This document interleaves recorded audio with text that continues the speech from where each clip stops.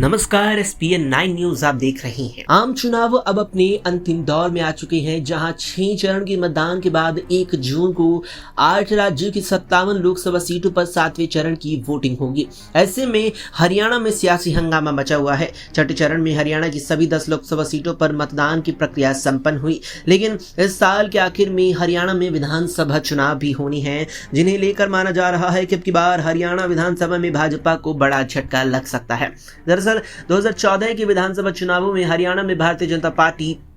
47 सीटें जीतकर बहुमत में आने में कामयाब रही थी, लेकिन उसके बाद 2019 के चुनावों में बीजेपी अकेले अपने दम पर बहुमत नहीं पा सकी और निर्दलीय विधायकों के अलावा जेजेपी के साथ गठबंधन कर उसने सरकार चलाई। लेकिन मार्च के महीने में महज 2 लोकसभा सीटों को लेकर जेजेपी के साथ भारतीय जनता पार्टी का विवाद हो गया, जिसके बाद दुष्यंत चौटाला ने भारतीय जनता पार्टी से हरियाणा विधानसभा में भी अपना समर्थन वापस ले लिया और सरकार के अल्पमत में जाने की स्थिति बनी। लेकिन निर्दलीय विधायकों के समर्थन के चलते सरकार बची रही, लेकिन फिर 7 मई को 3 निर्दलीय विधायकों ने भी बीजेपी का साथ छोड़ दिया और फिर सरकार यहां पर अल्पमत में आ गई। इसके बाद विपक्ष भी लगातार दावा कर रहा है कि नायब सिंह सैनी की सरकार अल्पमत में है और उन्हें तुरंत इस्तीफा दे देना चाहिए, लेकिन अब तक भी बीजेपी की तरफ से इस पर कोई साफ प्रतिक्रिया सामने नहीं आई।